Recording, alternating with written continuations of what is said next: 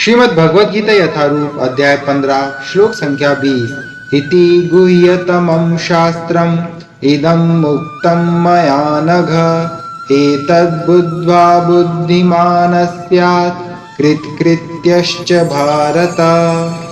हे अनघ, ये वैदिक शास्त्रों का सर्वाधिक गुप्त अंश है जिसे मैंने अब प्रकट किया है। जो कोई इसे समझता है वह बुद्धिमान हो जाएगा और उसके प्रयास पूर्ण होंगे।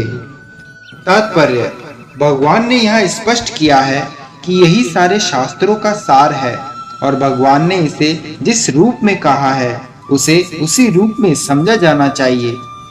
इस तरह मनुष्य बुद्धिमान तथा दिव्य ज्ञान में पूर्ण हो जाएगा। दूसरे शब्दों में, भगवान के इस दर्शन को समझने तथा उनकी दिव्य सेवा में प्रवृत्त होने से प्रत्येक व्यक्ति प्रकृति के गुणों के समस्त कलमश से मुक्त हो सकता है। भक्ति आध्यात्मिक ज्ञान की एक विधि है। जहाँ भी भक्ति होती है वहाँ भौतिक कलमश नहीं रह सकता। भगवत भक्ति तथा स्वयं भगवान एक हैं, क्योंकि दोनों आध्यात्मिक हैं। भक्ति परमेश्वर की अंतरंगा शक्ति के भीतर होती है। भगवान सूर्य के समान है और अज्ञान अंधकार है। जहाँ सूर्य विद्यमान है वहाँ अंधकार का प्रश्न ही नहीं उठता। अतएव जब भी प्रामाणिक गुरु के मार्गदर्शन के अंतर्गत भक्ति की जाती है तो अज्ञान का प्रश्न ही नहीं उठता। प्रत्येक व्यक्ति को चाहिए कि इस कृष्ण भावनामृत को ग्रहण करे और बुद्धिमान तथा शुद्ध बनने के लिए भक्ति करे। जब तक कोई कृष्ण को इस प्रकार नहीं समझता और भक्ति में प्रवृत्त नहीं होता, तब तक सामान्य मनुष्य की दृष्टि में कोई कितना बुद्धिमान क्यों ना हो, वह पूर्णतः बुद्धिमान नहीं है। जिस अनग शब्द से अर्जुन को संबोधित किया गया है वह सार्थक है।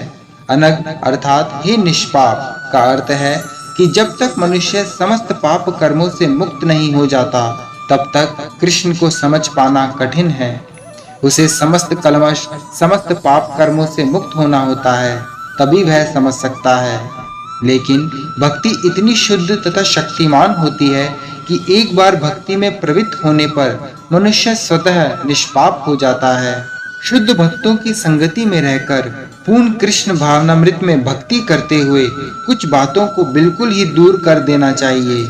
सबसे महत्वपूर्ण बात जिस पर विजय पानी है वह है हृदय की दुर्बलता।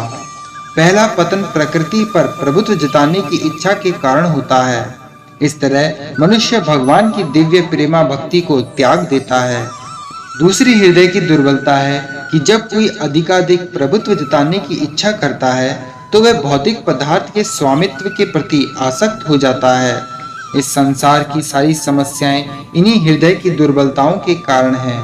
इस अध्याय के प्रथम 5 श्लोकों में हृदय की इन्हीं दुर्बलताओं से अपने को मुक्त करने की विधि का वर्णन हुआ है और 6ठे श्लोक से अंतिम श्लोक तक पुरुषोत्तम योग की विवेचना हुई है।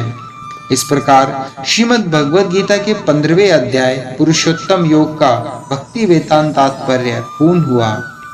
हरे कृष्ण।